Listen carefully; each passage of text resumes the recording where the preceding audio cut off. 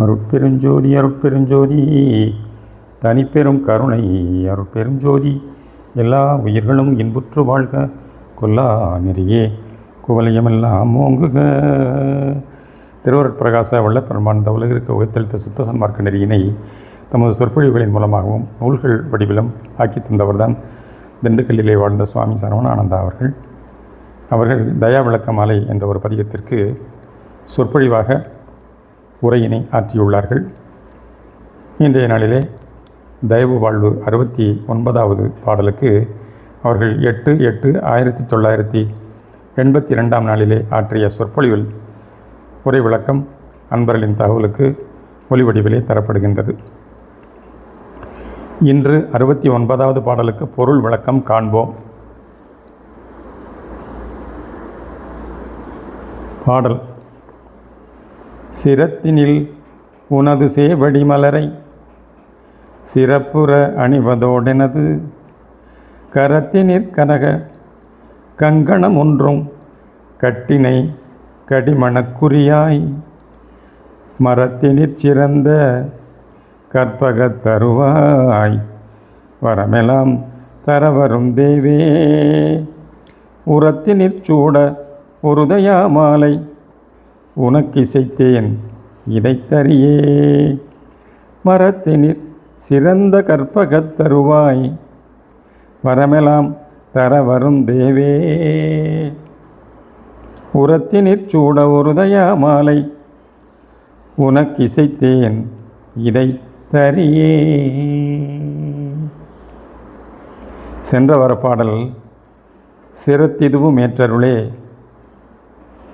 என முடிவடைந்து இவ்வாறு பாடல் சிரத்தினில் உனது சேவடி மலரை என தொடங்கப்பட்டுள்ளது. சிரத்தினில் உனது சேவடி மலரை சிறப்புற அணிவதோடெனது என்னும் வரிகளில் இறைவனின் திருவடி மலர்கள் எப்போதும் நமது ஆன்மாலயத்தில் விளங்கி கொண்டுள்ளது. பரம்பொருளின் பாத கமலங்கள் கால்கள் விளங்கும் இடம் நமது சிறநடு தலைமையாகும். எல்லாம் வல்ல பரம்பொருள் அருட்ஜோதி வடிவாக கடக நடு பூசக்காலில் விளங்கி கொண்டுள்ளார். கடகம் என்பதில் கடம் நமது தேகத்தையும் கம் என்பது தலையையும் குறிக்கும். அத்தலை நடு இடத்தில் பகர வடிவத்தலத்தில் கார்குளத்தில் இறைவனின் திருவடி தாமரைகள் விளங்கி கொண்டுள்ளன. அருட்ஜோதியாம் இறைவனின் அருள் தன்மையே திருவடிகளாக ஆதியிலிருந்தே விளங்கி கொண்டுள்ளது. இவ்வுண்மையை வாய்மொழியாக கேட்பதனாலோ படிப்பதனாலோ அறிந்து கொள்ள முடிவதில்லை.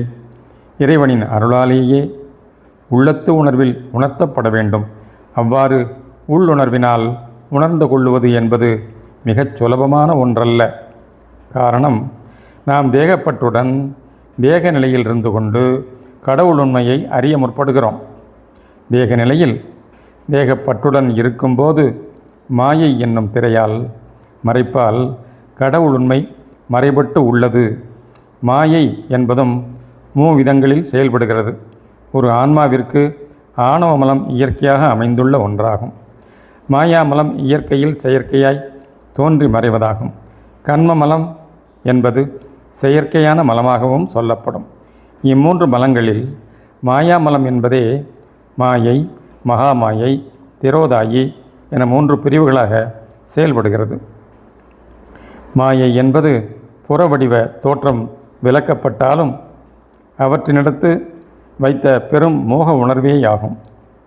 இம்மோகமே ஆசை, பாசம், நேசம் என்ற உணர்வுகளாக தோன்றி செயல்படுகின்றது. தேக உணர்வு சம்பந்தப்பட்டது. திரோதாயி என்பது விருப்பு வெறுப்பு என்னும் உணர்வுகளால் அறிவில் ஏற்படும் மறைப்பு. ஒன்றன் மீது அளவற்ற விருப்பம் இருப்பதால் அதில் குறைபாடுகள் அறிவுக்கு தெரிவதில்லை. வெறுப்பு அதிகமானால் அதில் உண்மைகள் புலப்படுவதில்லை. ஆன்ம அறிவு உணர்வு சம்பந்தப்பட்டது. மகாமாயை அல்லது மாமாயை என்பது சுக துக்க அனுபவ நிலையால் ஏற்படும் மறைப்பேயாகும். புலனிச்சை என்ற பற்று மன உணர்வில் தங்கியிருந்து அதனை மேலும் மேலும் அனுபவிக்க வேண்டும் என்ற எண்ணம் ஏற்படுகிறது. ஜீவ உணர்வு சம்பந்தப்பட்டது.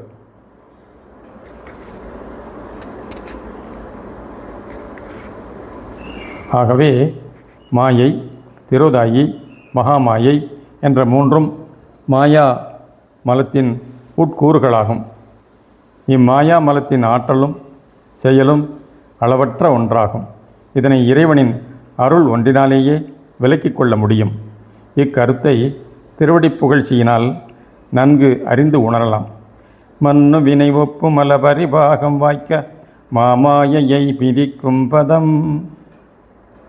கடவுள் அருள் ஒளிமயமாக விளங்குபவர். அவரது அருள் தன்மையே அணு அணுதோறும் அகம் நின்று ஆள, ஒளியே புறத்தே பலவாகிய வடிவாய், ஆற்றலாய், உணர்வாய் தோன்றி தோன்றி மறைந்து பக்குவம் உண்டாக்குகின்றது. அருட்பக்குவம் பெறாத வரையில் அருளே ஆணவம், மாயை, கன்மம் என்னும் மும்மலங்களாக ஆன்மநிலை, உயிர்நிலை, உடல்நிலையை சூழ்ந்து விளங்குகின்றது.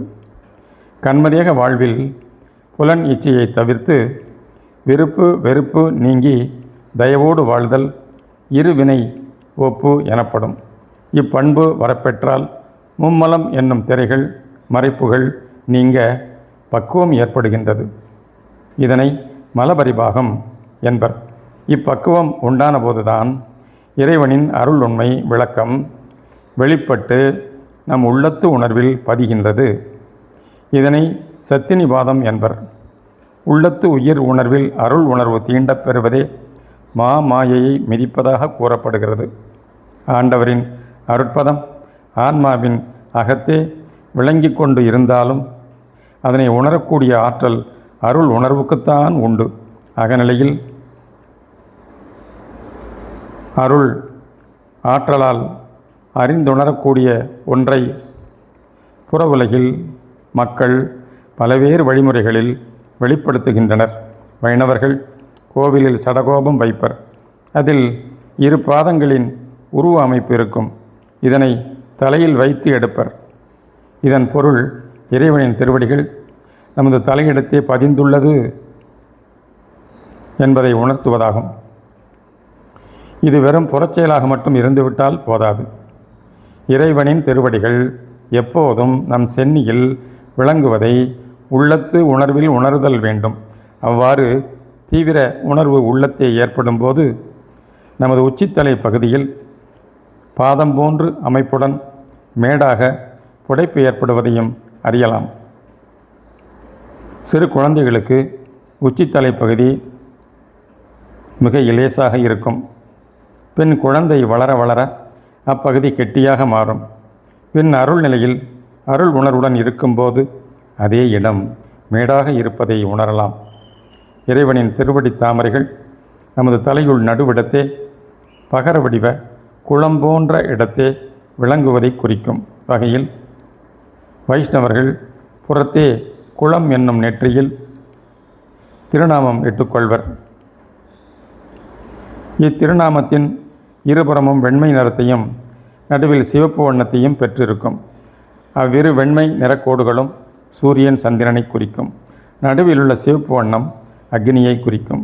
சூரியன் சந்திரன் முறையே சுத்த தேகமாயும் ஞான தேகமாயும் நடு உள்ள செந்நிறம் பிரணவ தேகமாயும் விளங்க நெற்றியில் அணியப்படும் திருநாமம் திரிதேக உண்மையை விளக்குவதாக அமைந்துள்ளது. சிலர் இந்த உண்மை பொருளை உணராது ஏருக்கு மாறாக கேள்விகளை கேட்பர். இறைவனின் திருவடிகள் நம் தலையில் விளங்குவதை குறிக்க நாம் நாமம் அணிகிறோம் என்றால் இறைவனே அவ்வாறு நாமத்தை அணிந்துள்ளாரே, அது ஏன் என்று கேட்பர். வெறும் கேள்விகளாலும் ஆராய்ச்சிகளாலும் உண்மையை உணர்ந்து கொள்ள முடியாது. இறைவனின் அருளே நமக்கு உண்மை குருவாக என்றும் விளங்குபவர். இந்த அருட்குரு அல்லாமல் புற உலகில் உள்ள எந்த குருவும் கடவுள் உண்மையை உணர்த்திவிட முடியாது. தொட்டுக்காட்டாத வித்தை சுட்டு போட்டாலும் வராது என்பது பழமொழி. தொட்டுக்காட்டுதல் என்பது உள்ளத்து உணர்வில் உணர்த்தப்படுதலாகும். இவ்வாறு உணர்த்தப்படும் போதுதான் எத்தகைய பெரிய உண்மையும் உணர்ந்து கொள்ளப்படுகிறது. அண்டங்களை பற்றியும் இப்பிண்டதேக உண்மைகளை பற்றியும் தெளிவாக உணர்ந்து கொள்ள முடிகின்றது. வள்ளல் பெருமான் இவ்வாறு தான் அருள் உணர்வினாலே தாம் அண்டப்பரப்பின் நிறங்களை திறங்களை பிண்டத்து உயிர்களின் உண்மைகளையும் அறிந்து உணர்ந்ததை மெய்யருள் வியப்பு என்னும் தலைப்பில் உள்ள அருட்பாடலால் அறியலாம். அண்ட பரப்பின் திறங்கள் அனைத்தும் அறிய வேண்டியே ஆசைப்பட்ட அறிந்து தெரித்தாய் அறிவை தூண்டியே பிண்டத்துயிர்கள் பொருந்தும் வகையும் பிண்டம் தன்னையே பிரியும் வகையும் பிரியா வகையும் தெரித்தாய் பின்னையே எனக்கும் உனக்கும் தேகப்பற்று தவிர்த்து உண்மையை அறியும் அருள் நாட்டத்தோடு அருள் விசாரம் செய்யும்போதுதான் இறைவனின் உண்மையை உணர முடிகின்றது. இவ்வுண்மையை அறிந்து உணரக்கூடிய பக்குவமான தேகச்சூழல் இம்மனித பிறப்பில் தான் கிடைக்கின்றது. இறைவன் அணு அணுதோறும் நிறைந்து விளங்கினாலும் அவரது திருவடிகளின் பெருமையை உணர்ந்து அதனை பற்றி கொண்டு நிலையான வாழ்வு பெறுதல் வேண்டும். திருவடிகளின் பெருமையை விளக்க ஞானபூமி என்னும் இதழில் ஒரு கதை வெளியிடப்பட்டுள்ளது. அந்த கதையில் விஷ்ணு துயில் கொள்ளச் செல்லும்போது திருவடிகளில் அணிந்துள்ள பாதுகைகளை அறைக்கு வெளியே எடுத்து வைத்துவிட்டு உள்ளே சென்று திருமுடி, சங்கு, சக்கரம் இவற்றை வைப்பார். ஒருமுறை திருப்பாதுகைகளையும் உள்ளே கொண்டு சென்று வைத்து விட்டார். இதனால் திருமுடி, சங்கு, சக்கரம் ஆகியவற்றிற்கு கோபம் வந்துவிட்டது. நாம் இருக்கும் இடத்தில் இவற்றுக்கு இடமா என எண்ணின. எனவே திருவடிகளின் பெருமையை உணர்த்த ராமாவதாரம் எடுத்தார் திருமால். அதில் பரதன் கானகம் சென்ற தன் அண்ணனின் பாதுகைகளை பெற்று தன் தலைமேல் வைத்து சுமந்து கொண்டு வந்து அயோத்தியில் திருமுடியின் மீது அப்பாதுகைகளை வைத்து பட்டாபிஷேகம் செய்து ஆட்சி புரிந்து வந்தான். இந்நிகழ்ச்சியினால் திருவடிகளின் பெருமை உலகிற்கு வெளியாக்கப்பட்டது. இதன் தத்துவம் நம் தலையிற் பொருந்திய திருவடியை உணர்த்துவதே. கரத்தினிற் கனக கங்கணமொன்றும் கட்டினை கடிமணக்குறியாய் என்பதில் கடிமணம் நடைபெறப் போவதற்கு அடையாளமாக கரத்தினில் ஒரு பொற்கங்கணம் கட்டுவித்தார் என்று சொல்லப்படுகின்றது. கடிமணம் என்பது காவலுடைய மனம் என்ற பொருளை தருகின்றது. அவ்வாறு அருள் மனம் நடைபெறப் போவதின் அடையாளமாகவே பொற்கங்கணம் அணிவிக்கப்பட்டது. பொன் ப்ளஸ் கம் ப்ளஸ் கணம் ஆகும். பொன் சுத்ததேகம், கம் நீர் பிரணவதேகம், கணம் அக்னி ஞானதேகம் என்னும் நிலைகளை குறிக்கின்றது. இம்முத்தேக சித்தி நிலையை பெற 2½ நாழிகை அல்லது கடிகை உள்ளது. அந்த 2½ நாழிகை கடந்தபோது அருள் மனவாழ்வு அமையப்பெற உள்ளது.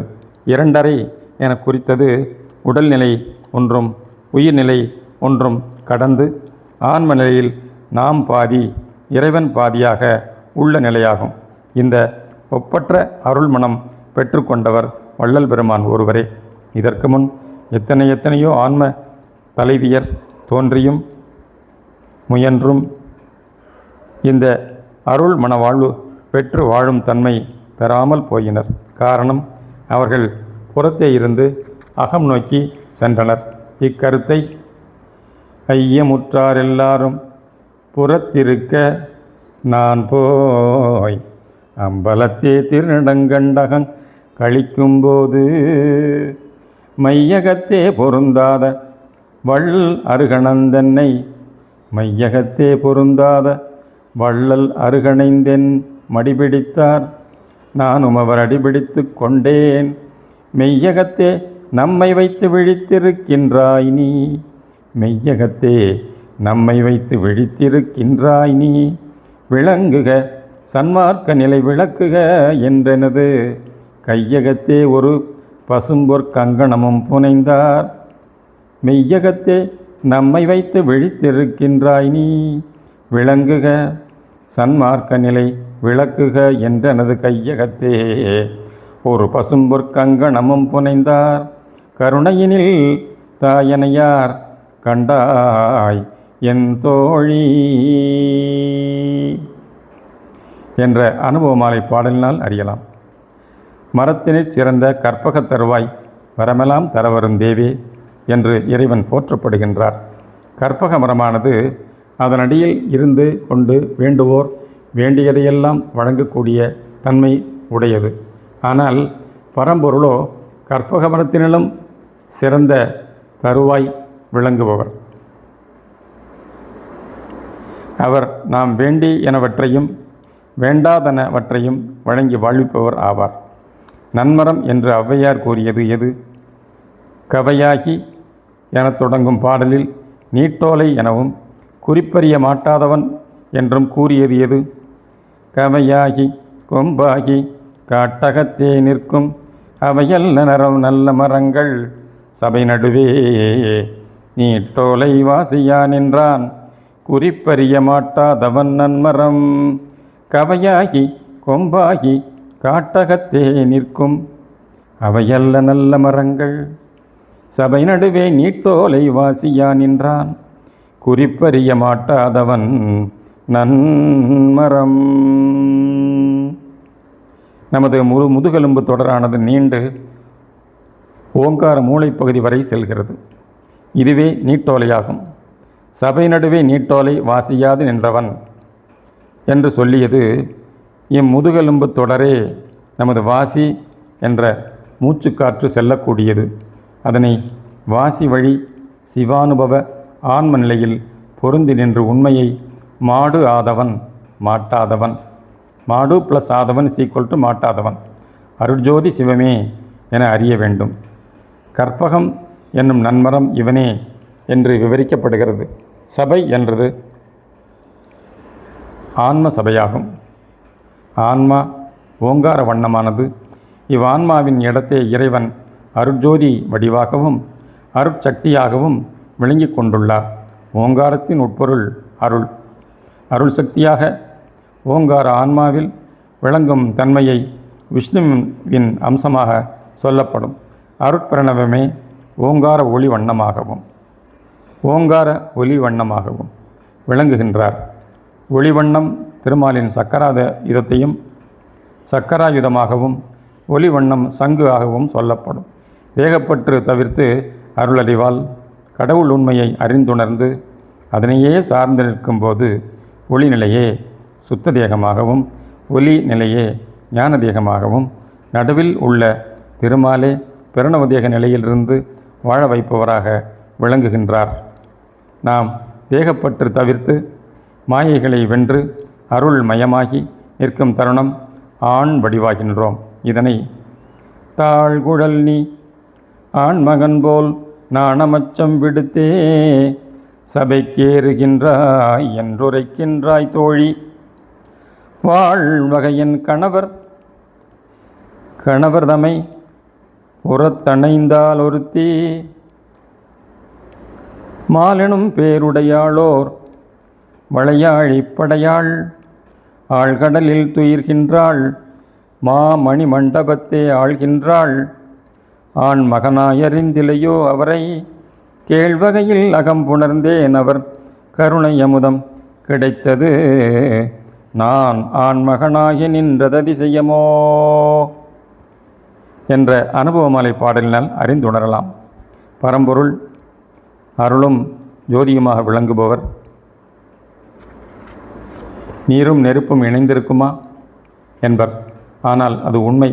நீரும் நெருப்புமாக அரணும் அரியுமாக விளங்கி கொண்டுள்ளார்.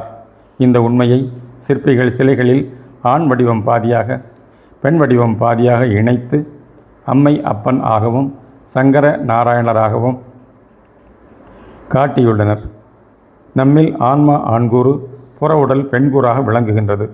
இக்கருத்தினை அரண் நாரணன் நாமம் ஆழ்விடை புள்ளூர் தி உரைநூல் மறையுங் கோயில் வரை நீர் கருமம் அழிப்பழிப்பு வையது வேல்தே நேமி உருவம் எரி கார்மேனி ஒன்று என்னும் ஆழ்வார் பாசுரப் பாடல், அதாவது முதல் திருவந்தாதி வரிகளால் உண்மையை உணரலாம்.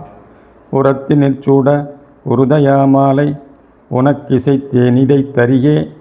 அருளும் ஜோதியமாய் விளங்கும் பரம்பொருளே, உன்னுடைய அருள் உணர்வு என் உள்ளத்து உணர்வில் தீண்டப்பட வேண்டும். உள்ளத்து உணர்வு மன உணர்வாகி விளங்குமிடம் இதயம். எனவே நீ இதயத்தில் சூடிக்கொள்ளுமாறு இத்தயாவிளக்க மாலையை இசைத்தேன். இதனை நீ தரித்து கொண்டு அருள் புரிய வேண்டும் என வேண்டப்படுகிறது. இதனால் இதனை ஆழ்ந்து ஓதுவோர் மனத்து உணர்விலும் தயாபெருஞ்சோதியின் தனிப்பெரும் தயவு உண்மையை உள்ளபடி அறிந்து போற்றி மேநிலையில் தயானந்த வாழ்வு பெறுவர் என்பது உண்மை. தயவு அருட்பெருஞ்சோதி அருட்பெரும் ஜோதி தனிப்பெரும் கருணை அருட்பெரும் ஜோதி தயவு.